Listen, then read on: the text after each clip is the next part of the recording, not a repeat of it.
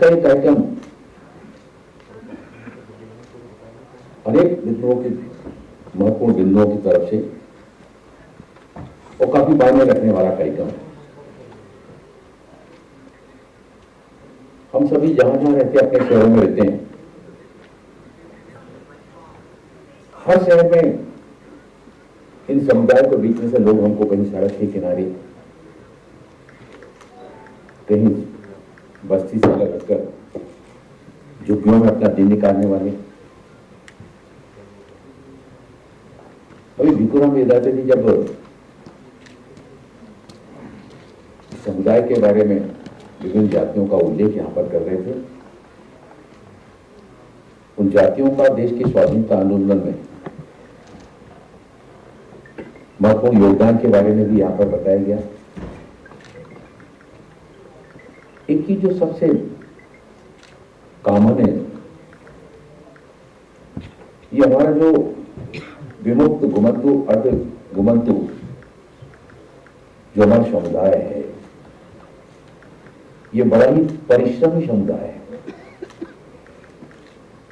विपरीत परिस्थितियों में संघर्ष करने की क्षमता रखने वाला समुदाय है।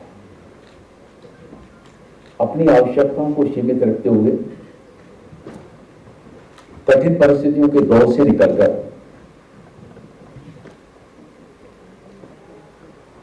ये परिश्रम करने में विश्वास रखने वाले लोग हैं। मैंने इनको कहीं भीख मांगते हुए नहीं देखा। जीतो परिश्रम करके अपने परिवार को चलाने के लिए आजीविका के संसाधन जुटाकर अपने परिवार को चलाना है। इस कार्यक्रम में जो लोग जो मेरे समुदाय हैं, इनके आर्थिक सशक्तिकरण के लिए ये जो शेड योजना का लोकार्पण यहां पर किया गया, मुझे बहुत प्रसन्नता का, अपार प्रसन्नता का अनुभव हुआ। देश के प्रधानमंत्री आदरणीय नरेंद्र मोदी जी के कुशल मार्गदर्शन में हमारा आजादी का अमृत महोत्सव मना रहे हैं। जो स्लोगन्स दिया गया, सबका साथ, सबका विकास, सबका विश्वास और इसमें सभी का सामूहिक प्रयास। आदरणीय प्रधानमंत्री जी कहते हैं कि हम इन प्रयासों में देश की सभी वर्गों की सहभागिता के साथ जुड़े। उसी दिशा में आज की सीड योजना आने वाले समय में इस समुदाय क्षेत्र से जुड़े हुए लोगों के जीवन में एक आमूल परिवर्तन लेकर आएगी। ये बात हम सभी जानते हैं कि जो विमुक्त घुमंतु अल्पघुमंतु भारत के सर्वाधिक लाभ वंचित और आर्थिक रूप से कमजोर वर्ग के जो लोग हैं, ब्रिटिश काल के दौरान एक आपराधिक जनजाति अधिनियम 1877 के अधिनियम से और उस समय समुदाय के साथ बहुत ज्यादतियां हुई, उन पर काफी जुर्म भी लगाए गए और वंचित भी रखा गया। और उस समय की सरकार की नीतियों ने इनको एक तरह से इनके जीवन को नरक बनाने का काम किया।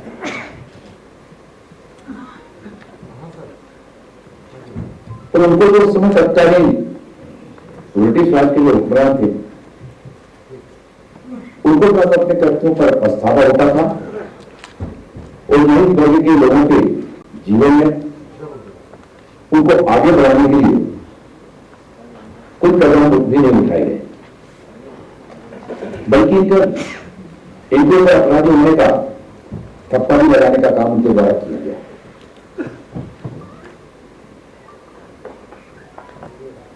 मरना प्रभाव के समय से एक गौरवशाली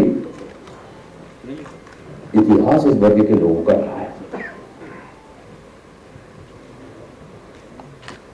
उस समय से लेकर अंग्रेजों के समय तक लगातार अपने अस्तित्व को बचाने के लिए, अपने स्वाभिमान को बनाने के लिए बहुत संघर्ष हम लोगों ने किया।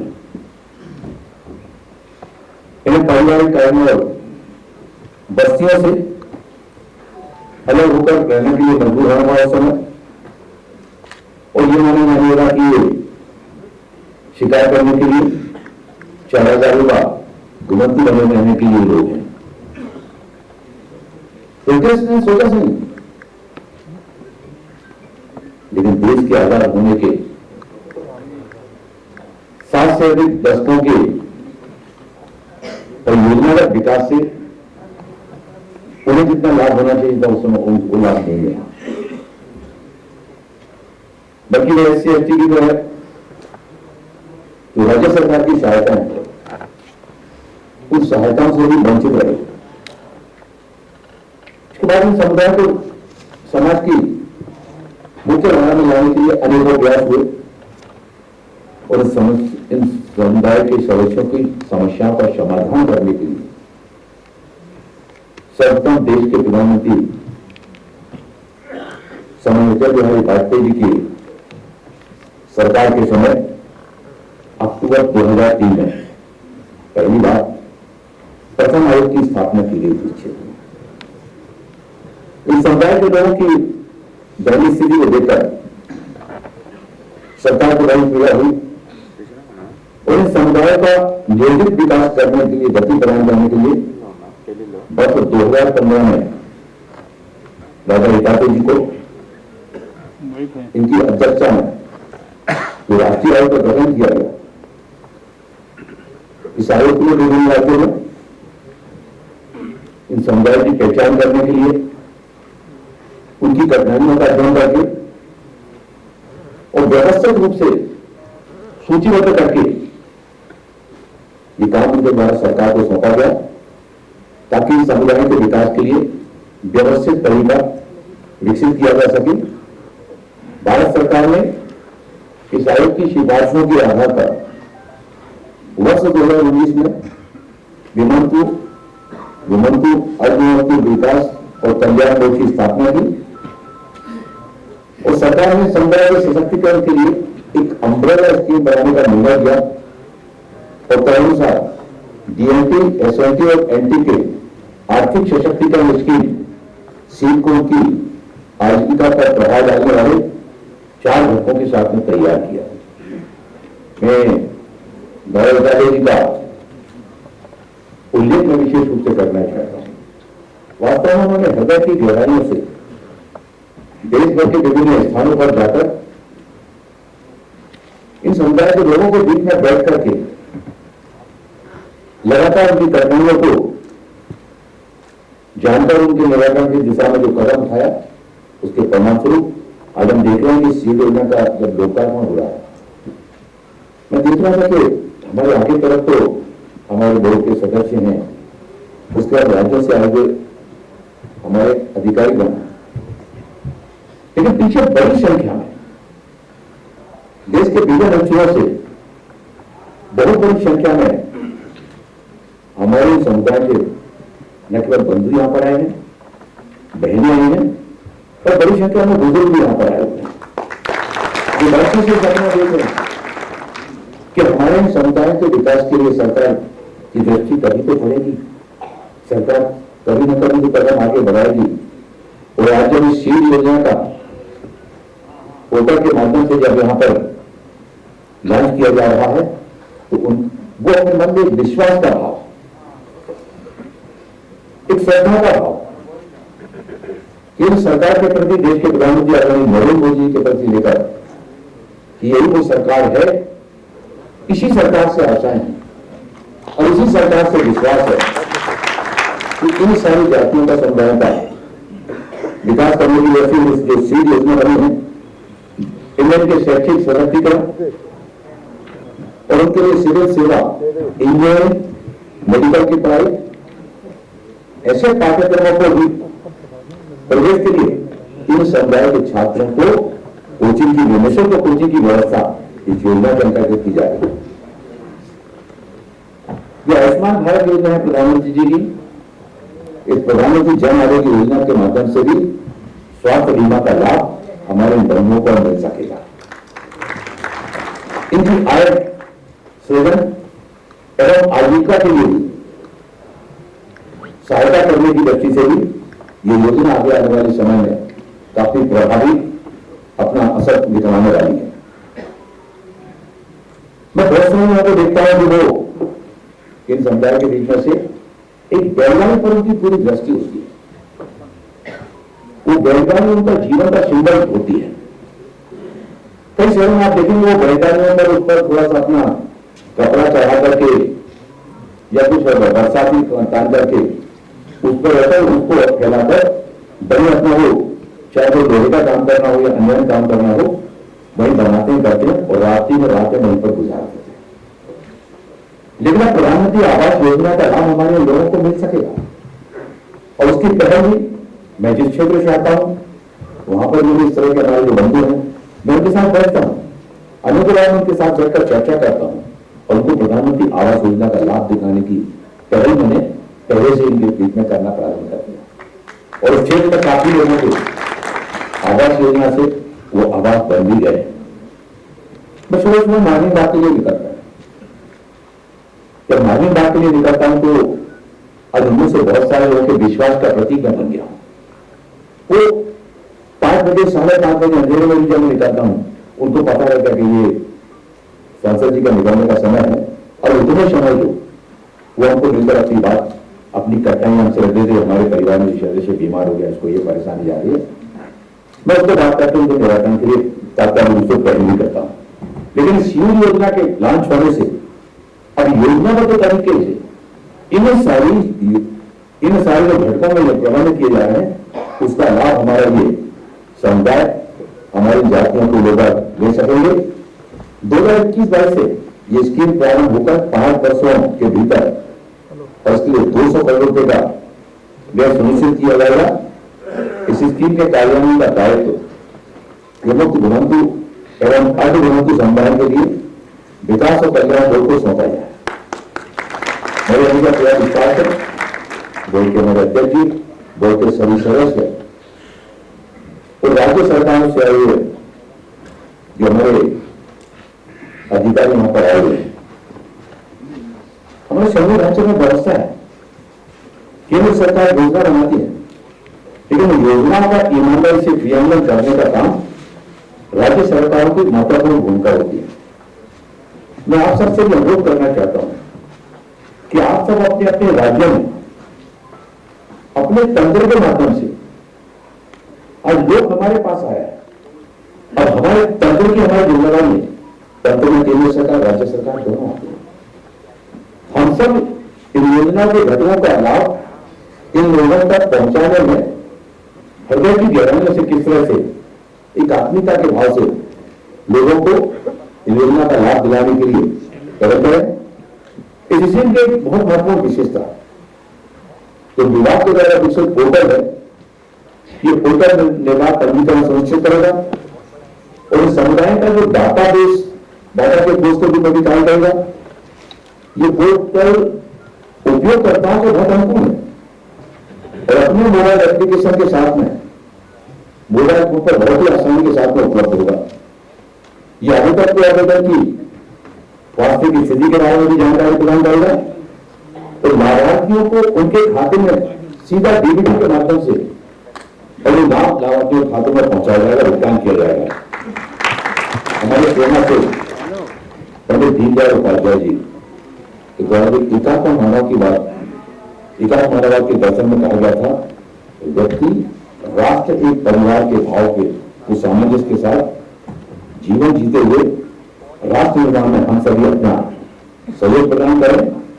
तो यही एकात्म मानववाद के दर्शन की विशेषता है कि व्यक्ति स्वयं को बलिता न देकर समाज को बलिता देता है, क्योंकि अपने लिए तो हर एक को जी लेता है। महान गुरु होता है जो अपने से ऊपर उठकर समाज को बलिता देने का काम उसके द्वारा किया जाता है।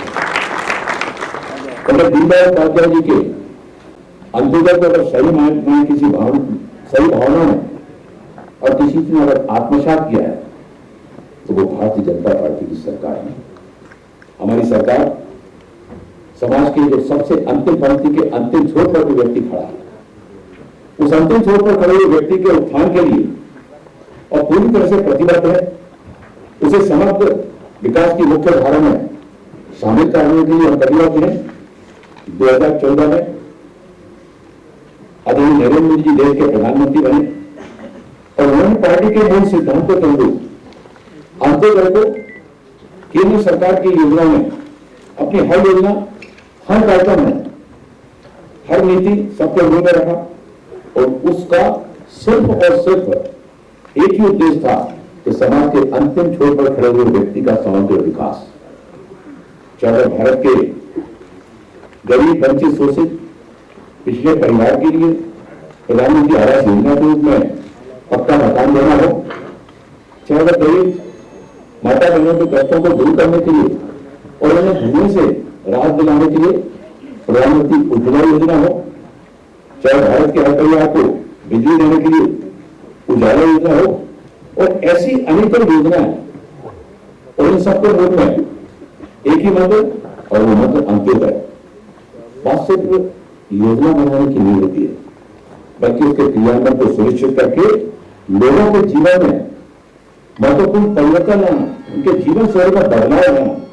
और प्रधानमंत्री श्री नरेंद्र मोदी जी के कुशल मार्गदर्शन में केंद्र सरकार विश्व में अपनी सफल योजनाओं के क्रियान्वयन के लिए आज जानी जा रही है।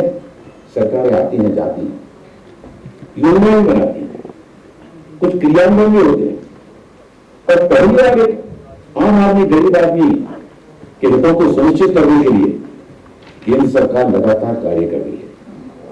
विश्वास को अर्जित किया जा रहा है। आप जो काम करते हैं, लोग आपको देखते हैं कि आप कैसा काम कर रहे हैं, आपकी भावना कैसी है, आपका सोच कैसा है। लेकिन जब आप पूर्ण मेहनत के साथ में, पूरी आस्था से किसी के जीवन में बदलाव लाते हैं, तो आप उसका विश्वास अर्जित करते हैं। और ये सीट योजना आने वाले समय में हमारे जातियों के लिए, हमारे समुदाय के लिए एक बहुत महत्वपूर्ण योजना साबित होने वाली है। यदि आज समाज को सामाजिक, आर्थिक, शैक्षणिक और राजनीतिक सक्षमता मजबूती मिली है, जिससे समाज के अंतिम छोर पर खड़े हुए व्यक्ति की भी बात सुनी गई है, तो वह आदरणीय प्रधानमंत्री श्री नरेंद्र मोदी जी के नेतृत्व में केंद्र सरकार ने सबको करके दिखाया। ये सरकार से घोषणा में विश्वास नहीं करती, बल्कि कार्य को पूरा रूप से करने में, पूर्ण रूप से उसको पूर्ण करने में, समाज तक योजना का लाभ दिलाने में विश्वास रखती है। यह स्कीम प्रगति और विकास की ओर पहला कदम है, परंतु वर्षों से उपेक्षित और उदासीनता का शिकार रहे इन समुदायों के लिए ये आखिरी कदम नहीं है। हमें अपने कदम और आगे बढ़ाना है। मंजिल तक हमको, लक्ष्य को प्राप्त करके हमारे वर्ग के धर्मों को भी समाज की मुख्य धारा में लाकर न केवल उनके अपने परिवार के विकास की दृष्टि से, समाज के विकास की दृष्टि से, बल्कि देश के विकास की दृष्टि से भी उनको सक्षम बनाकर देश आत्मनिर्भरता की ओर बढ़े, आत्मनिर्भर भारत की ओर बढ़े। आदरणीय प्रधानमंत्री नरेंद्र मोदी जी के सोच के साथ में हम सभी 2 कदम हम चलेंगे और 2 कदम आप चलेंगे। जब हम कदम से कदम मिलाकर आगे बढ़ेंगे, तभी आत्मनिर्भर भारत का जो संकल्प है प्रधानमंत्री नरेंद्र मोदी की, वो संकल्पना भी साकार होगी और हमारे ये समुदाय के बंधु भी समाज और देश के विकास में महत्वपूर्ण स्थान रखने वाले व्यक्ति हमारे इसमें शामिल होंगे। आप सभी के उज्जवल भविष्य के लिए आप सब आगे आए, सीट योजना से लाभ लेकर न केवल अपने परिवार के बच्चों को, उनको शिक्षित करें, बल्कि उनको आगे बढ़ाते हुए देश के विकास में वो अपना योगदान दे सके। ऐसी अपेक्षाओं के साथ में मैं आप सभी का हृदय से वंदन, अभिनंदन करता हुआ, आपके उज्जवल भविष्य की ईश्वर से कामना करता हुआ मैं अपनी वाणी को लेकर विराम देना चाहता हूँ।